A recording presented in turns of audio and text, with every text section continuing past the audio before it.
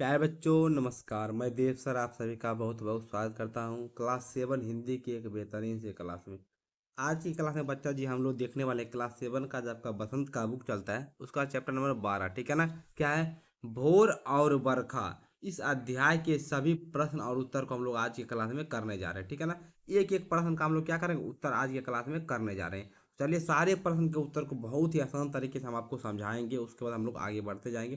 ठीक है, तो चलिए क्लास को हम लोग स्टार्ट करते हैं। आप लोग को क्लास कैसा लगा और नेक्स्ट चैप्टर किस सब्जेक्ट का चाहिए आप लोग जरूर कमेंट करके बताइएगा। ठीक है ना। तो देखिए प्रश्न अभ्यास यहाँ से शुरू होता है। एक बात बोलना चाहूँगा, सारे बच्चे चैनल को सब्सक्राइब कर लीजिएगा। ठीक है ना, आप ताकि आपको सारे वीडियो का नोटिफिकेशन मिलता रहे और वीडियो को क्या कीजिएगा, लाइक कर लीजिएगा। ठीक है ना। चलिए तो पहला क्वेश्चन कविता से यहाँ पे क्या लिया गया है वो देखिए। क्या है? बांसी वाले वारे ललना मोरे प्यारे लाल जी कहते हुए यशोदा किसे जाग क्या है जगाने का प्रयास करती है और वे कौन कौन सी बातें कहती हैं। तो किसे आप लोग जानते हैं श्री कृष्ण को जगा रही है और कौन कौन से बात कहते हैं, तो आप लोग उसका उत्तर कैसे लिखिएगा वो देखिए। तो देखिए आप लोग उत्तर लिखिएगा। यहाँ पर माँ यशोदा कृष्ण जी को जगाने का प्रयास कर रही है, ठीक है, श्री कृष्ण को। वे कहती हैं कि रात बीत गई है और सुबह हो गई है। ब्रिज क्षेत्र के घर घर में दही मथा जा रहा है, सब जगह दही को मथा जा रहा है।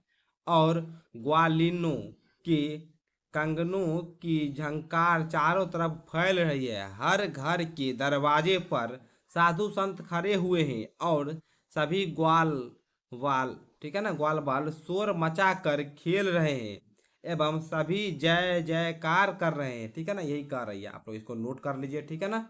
चलिए आगे हम लोग देखते हैं। तो देखिए क्या करा, दूसरा प्रश्न आपका, नीचे दी गई पंक्ति का आशय अपने शब्दों में लिखिए, मतलब इसका भावार्थ अपने शब्दों में लिखिए, इसका क्या मतलब है। ठीक है ना। क्या है? माखन रोटी हाथ मुँह लीना गौवन के रखवारे। ठीक है ना, इसका उत्तर आप लोग कैसे लिखिएगा वो देखिए। तो देखिए इसके उत्तर में आप लोग क्या लिखिएगा वो देखिए आप लोग। ठीक है ना, आप लोग लिखिएगा। ऊपर दी गई पंक्ति का अर्थ है कि यशोदा माता कृष्ण से कहती हैं कि हे गाय के रखवाली करने वाले कृष्ण, तुम्हारे मित्र बाहर हाथ में रोटी और माखन लिए हुए हैं, इसलिए तुम भी जल्दी जाग जाओ, क्योंकि बाहर सभी ग्वाल बाल तुम्हारी प्रतीक्षा कर रहे हैं। ठीक है ना, जो खेलने जाएंगे वो सब तुम्हारी प्रतीक्षा कर रहे हैं, तो तुम भी जल्दी से उठ जाओ। ठीक है, आप लोग नोट कर लीजिएगा। तो आप लोग देखिए अगला क्वेश्चन क्या है, पढ़े हुए पद के आधार पर ब्रज की भोर का वर्णन कीजिए, मतलब ब्रज में सुबह सवेरे का क्या मतलब रहता है, क्या दृश्य रहता है, उसको आपको वर्णन करना है। तो आप लोग कैसे लिखिएगा उत्तर में उसको देखिए। चलिए तो देखिए कुछ बच्चे क्या करते हैं, वीडियो को रोक के उत्तर लिखते हैं। लिखिए आप लोग ऐसे मत कीजिए, पहले वीडियो को अच्छे से चलने दीजिए, आप लोग अच्छे से समझिए। जब समझ में आ जाए तो उसको अपने भाषा में लिखिए, अगर नहीं हो पाता तो इसको नोट कीजिए। सबसे पहले समझने का प्रयास कीजिए। तो आप लोग देखिए क्या लिखिएगा। क्या है? पद में ब्रज की सुबह का अत्यंत मनोहर वर्णन प्रस्तुत किया गया। ठीक है ना। क्या है? ब्रज क्षेत्र की भोर चहल पहल और गतिशीलता से भरी, यहाँ पे आप लोग ब्रज कर लीजिए। ठीक है ना, यहाँ पे लिखा हुआ है। ठीक है।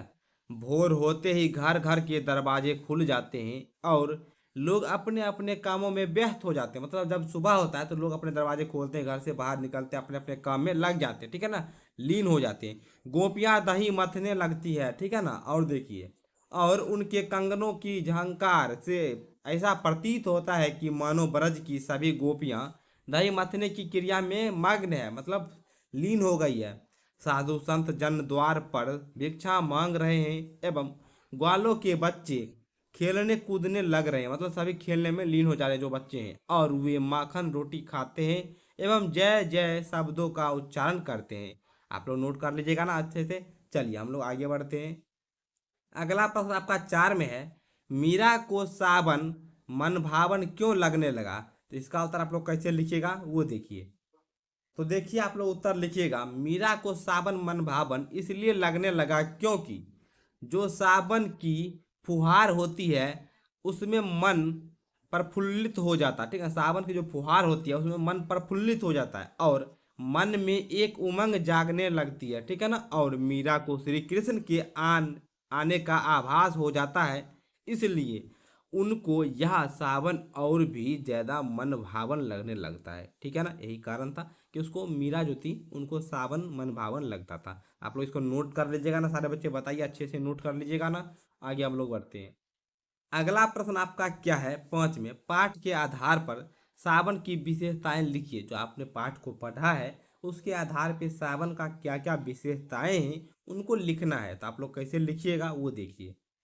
तो देखिए आप लोग लिखिएगा, सावन के आते ही बादल चारों दिशाओं में उमड़ उमड़ कर विचरण करने लग जाता है। ठीक है, मतलब चारों तरफ बादल छा जाता है और आकाश में बिजली चमकने लग जाती है। ठीक है, चारों तरफ बिजली चमकता है, वर्षा होने लगता है। ठीक है ना, एवं वर्षा की नन्ही नन्ही बूंदें बरसती हैं और चारों तरफ शीतल हवाएं बहने लगती हैं और मौसम इतना सुहावना, ठीक है ना, हो जाता है कि मन प्रफुल्लित होने लगता है। ठीक है ना, चारों तरफ हरियाली आ जाता है, थोड़ा बारिश होता है। ठीक है ना, बहुत ही एकदम मन को अच्छा लगता है। आप लोग भी बारिश के मौसम में थोड़ा बहुत हल्का हल्का बारिश होता है, बाहर में घूमते हैं, वातावरण एकदम शांत लगता है। ठीक है ना, बहुत ही आनंद आता है उसमें। ठीक है ना, आप लोग नोट कर लीजिएगा इसको। आगे हम लोग बढ़ते हैं।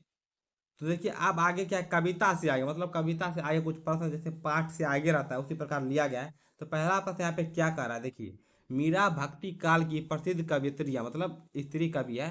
ठीक है ना, इस काल के दूसरे कवियों के नाम की सूची बनाइए। मतलब और भी जो कवित्री कवि थे, ठीक है ना, इस काल दूसरे कवियों, मतलब कवि का भी नाम लिखना है। ठीक है ना, उसका सूची बनाना है और उनकी एक एक रचना का नाम लिखना है। मतलब यहाँ पे कवि कवि का नाम लिखिए, इधर उनके रचना का नाम लिखिए। आप किस किस कवि का नाम लिखिएगा उसको देखिए, आप लोग कैसे नोट कीजिएगा। तो देखिए आप लोग उत्तर कैसे लिखिएगा, लिखिएगा भक्ति काल के अन्य प्रसिद्ध कवि एवं उनकी रचनाएं निम्नलिखित हैं। देकर आप लोग नीचे लिखिएगा, तुलसीदास रामचरितमानस, ठीक है ना, सूरदास सूरसागर, क्या कबीरदास कबीर ग्रंथ, क्या है ग्रंथावली ग्रंथावली लिखे, जायसी पद्मावती, ठीक है, पद्मावत पद्मावत लिखे। तो इस तरीके से आप लोग चारों का नोट कर लीजिएगा। ठीक है ना। एक क्वेश्चन दूसरा है, क्या है, सावन वर्षा ऋतु का महीना है, वर्षा ऋतु से संबंधित दो अन्य महीनाओं के नाम लिखिए। तो कौन कौन सा वह महीना होगा, आप लोग अपने घर में भी किसी से पूछ के लिख सकते हैं। ठीक है ना, यहाँ हम यहाँ पे उत्तर आपको बता देते हैं। तो देखिए यहाँ पे सावन तो है ही, उसके बाद क्या है, आषाढ़ है, मतलब उसके बाद भाद्रपद। ठीक है, इसको भादो के नाम से जानते हैं। तो ये पहले का महीना होता है सावन से पहले का, और सावन के बाद का महीना भाद्रपद होता है। ठीक है ना, तो भादो जिसको आप लोग गाँव में भादो भादो कहते हैं, तो वही आप लोग नोट कर लीजिएगा। ठीक है ना। चलिए आगे आपका अनुमान कल्पना आएगा, तो उसमें देखते हैं पहला क्वेश्चन क्या है। तो देखिए अनुमान कल्पना में पहला क्वेश्चन है, सुबह जगने के समय आपको क्या अच्छा लगता है। जब आप सुबह सो के उठते हैं तो आपको अच्छा क्या लगता है वो बताना है। तो आप लोग उत्तर लिखिएगा, सुबह जगने के समय मुझे शांत वातावरण एवं ठंडी हवा और चमकता सूर्य और पक्षियों की आवाज़ बहुत अच्छा लगता था। आप लोग अपने अनुसार भी दे दीजिएगा आपको क्या क्या अच्छा लगता है, हम यहाँ पे दे दिए। लेकिन सब बच्चा बोलेगा, सर जी हमको ठंडी में सुबह जगने में क्या अच्छा लगता है, जग क्या फिर से सोना, ये सबसे अच्छा लगता है। मतलब जग जाएंगे उसके बाद फिर से सोने में बहुत मज़ा आता, तो वही हमको सबसे अच्छा लगता है। ठीक है ना, चलिए वो तो मजाक का बात हो गया, आप लोग इसको नोट कर लीजिएगा। ठीक है ना, आगे देखते हैं। देखिए 2 नंबर आपका सवाल है, 2 नंबर क्या कर रहा है, यदि आपको अपने छोटे भाई बहन को जगाना पड़े तो कैसे जगाएंगे। मतलब मान लीजिए छोटका भाई आपका बहन कोई है, उसको उठाना है, तब सोएगा तो सवेरे में उठाते हैं ना, आप लोग कैसे उठाते हैं, आप अपने अनुसार भी दे सकते हैं, या फिर हम जो लिख रहे हैं यहाँ पे उत्तर उसको नोट कर लीजिएगा। तो आप लोग उत्तर लिखिएगा, यदि मुझे अपने, क्या लिखिएगा, यदि मुझे अपने अपने छोटे भाई बहन को जगाना पड़े तो मैं उन्हें बहुत स्नेहपूर्वक जगाऊंगा। चलिए ये तो हो गया उत्तर का बात। ठीक है ना, आप लोग ऐसे उत्तर नोट कर लीजिएगा। अगर आपको बोल दिया जाता आप तो जाइएगा पानी लेके सीधे उछल दीजिएगा। ठीक है ना, आप लोग मन में ही सोचते हैं कि पानी लेके जाएंगे सीधे उछल देंगे, लेकिन आप लोग उत्तर यही नोट कीजिएगा जो हम यहाँ पे लिख के दिए। ठीक है ना, वो सब मजाक का बात हो गया। ठीक है, चलिए तो इसको नोट कर लीजिए, उसको बहुत प्यार से उठाएंगे। ठीक है ना, आराम से उठाएंगे। ठीक है। अब देखिए 3 में क्या है, वर्षा में भीगना और खेलना आपको कैसा लगता है। तो आप अपने अनुसार भी, जैसे सर हमको अच्छा लगता है, कुछ बच्चे बोलेंगे हमको अच्छा नहीं लगता है। ठीक है ना, तो यहाँ पे उत्तर बना के लिख दिए, मुझे वर्षा ऋतु बहुत पसंद है और वर्षा ऋतु का जो वातावरण होता है वह भी मुझे बहुत आनंद देता है, इसलिए मुझे वर्षा में भीगना और खेलना बहुत अच्छा लगता है। कुछ बच्चे को अच्छा नहीं लगता होगा, तो आप लोग लिख लीजिएगा हमको वर्षा में खेलना भीगना अच्छा नहीं लगता है। ठीक है, क्योंकि उससे हमको सर्दी हो जाता है। ठीक है, अपने अनुसार आप लिख सकते हैं। ठीक है ना, जिस बच्चा को जैसा लिखना है लिख सकते हैं, या फिर इस उत्तर को आप लोग नोट कर सकते हैं। ठीक है ना बच्चा जी। आगे देखिए 4 में क्या है, मीराबाई ने सुबह का चित्र खींचा है। ठीक है, मतलब कविता में सुबह के वर्णन की है। अपनी कल्पना और अनुमान से लिखिए कि नीचे दी गई स्थानों पर सुबह कैसा होता है। जैसे कि पहला है, गांव गली या मोहल्ले में सुबह कैसा होता है। फिर रेलवे प्लेटफॉर्म पे सुबह कैसा होता है, नदी समुद्र के किनारे सुबह कैसा होता है, पहाड़ों पर सुबह कैसा होता है। ठीक है ना, तो देखिए इसके उत्तर में आप लोग कैसे लिखिएगा वो देखिए, आ जाइए आप लोग लिखिएगा। गांव में, गलियों में या मोहल्ले में सुबह सुबह लोग की चहल पहल शुरू हो जाती है। लोग उठ के इधर उधर अपने काम पे लग जाते हैं। गांव में गाय रंभने लगता है, मतलब गाय बोलने लगती है, ठीक है ना, और पक्षियों की चहचहाने की आवाज आने लगती है। और गांव में लोग सुबह सुबह मंदिर भी जाते हैं और कई लोग शहर पर भी जाते हैं और किसान लोग खेत जाने की तैयारी करने लगते हैं, ठीक है। सब अपने अपने काम में व्यस्त हो जाते हैं। आगे देखिए, सुबह सुबह रेलवे प्लेटफॉर्म पर लोग रेल का इंतजार करते हुए दिखते हैं और रेलवे स्टेशन पर गाड़ियों का आना जाना होने शुरू हो जाता है, मतलब गाड़ी आने जाने लगती है। सवारियां उतरती चढ़ती रहती हैं और रेलवे प्लेटफॉर्म पर कर्मचारी, ठीक है ना, झाड़ू लगाते हुए दिखाई देते हैं, ठीक है ना। अगला देखिए, सुबह सुबह नदी या समुद्र के किनारे का दृश्य क्या होता है उसको देखिए। किनारे का जो वातावरण होता है वह बिल्कुल शांत होता है, ठीक है ना। कुछ लोग सुबह सुबह नदी या समुद्र के किनारे सैर करते हुए दिखाई देते हैं, ठीक है ना। घूमने के लिए लोग जाते हैं सवेरे में, ठीक है ना, वॉकिंग, मॉर्निंग वॉक पे, ठीक है ना।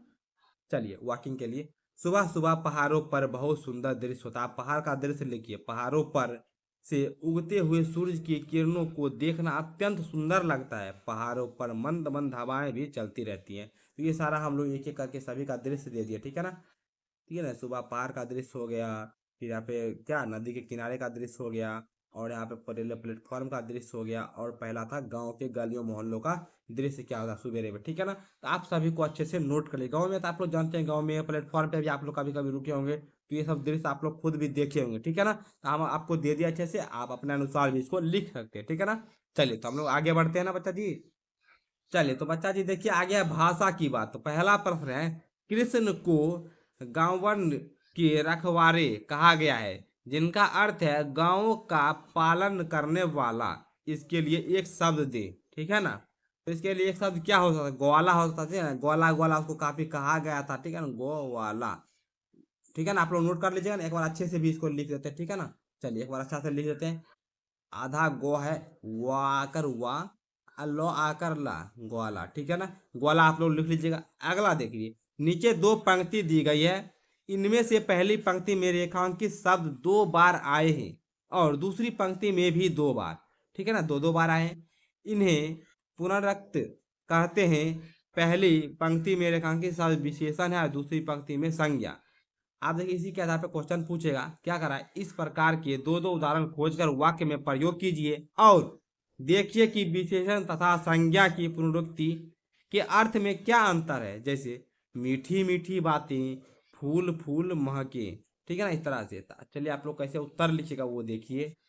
तो देखिए हम यहाँ पे उत्तर दे दिए, पहले विशेषण वाला दे दिए, फिर संज्ञा वाला दे दिए। तो पहला क्या है, हम बाजार से ताजे ताजे फल लाए, आज करण ने मीठे मीठे सेब खाए। आप संज्ञा वाला, शहर शहर में उस काल, ठीक है ना, कलाकार की धूम है, आजकल गली गली में मंदिर बन रहे हैं। तो ये आप लोग विशेषण का हो गया और ये आपका संज्ञा का। तो आप लोग नोट कर लीजिएगा ना बच्चा जी।